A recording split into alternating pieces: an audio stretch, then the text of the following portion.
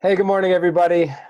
Um, it's Mr. Burke coming to you live from my college-age daughter's bedroom, which is currently today anyway, serving as my office. So, good morning, and today is March 26th. It is a great day on your schedule.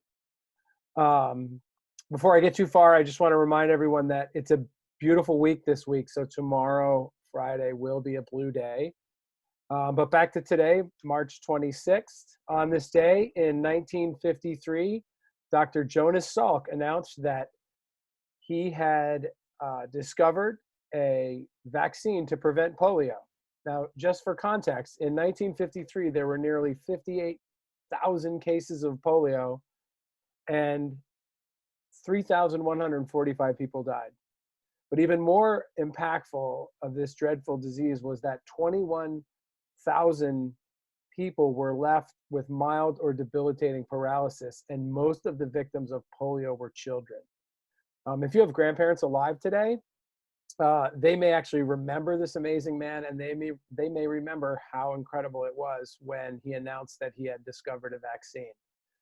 Dr. Salk's parents were immigrants. They lived in New York City. His parents had no formal education.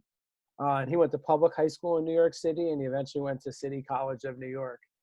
After discovering the vaccine, and this is really incredible, some people valued it to be over $7 billion in value. And he was asked what he was going to do with the patent to the vaccine. And his response was, the vaccine belongs to the world. And so certainly he became one of the most famous scientists of his time.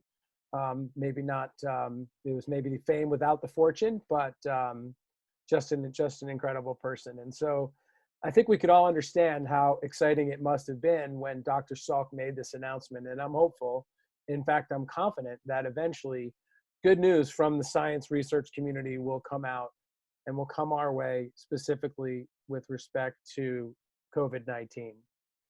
So as I mentioned in last night's email update, and now on to announcements, next week we will begin publishing online events calendar. And that will be a place where everyone can find out about online meetings or different activities that are taking place, all staying within the requirements of Governor Scott's expectations. So you might find that this would be a great time to join a club or get involved in an activity. And I think, even the medical club is probably gaining some interest at this point in time. But in order for me to promote your club, it's really important that I know that you're interested in hosting an activity. So please be sure, if your club officers or your advisor could please let me know if there are events or activities or educational forums or something that are going to take place related to your club.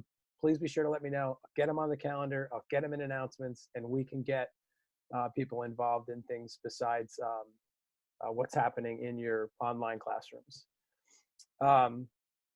So today's a great day, and I mentioned that I was going to give a shout out to a COVID-19 hero every Gray Day. And you remember I talked about the school nurse in our last Gray Day announcements. But today I want to talk about a South Burlington High School student who I'm not going to name. But this student I was talking with recently over in like a online meeting, and she works at Hannaford's. And I asked her how work was going, and she said it was hard because she had been switched from being a cashier, which I think she liked, to being more of a cleaner, which didn't sound like it was as much fun. But I really just want to give her credit and give her a shout out. And all of the people, all of the students and other community members who are working in grocery stores, because it is so important at this time.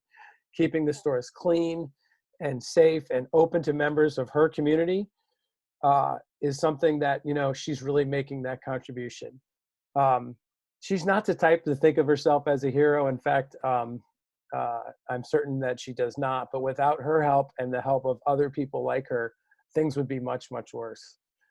So shout out to her and all the folks who are working in grocery stores and keeping those stores open. So I hope today will be a great day for everyone. Today's SBHS Birthdays are Alessandro Di Stefano, Madison King Thurber, Madeline Magnet, and the one and only Tommy Vega. So happy birthday to all of you folks. You share a birthday with famous New England poet Robert Frost. Spent some time in Vermont, you may know.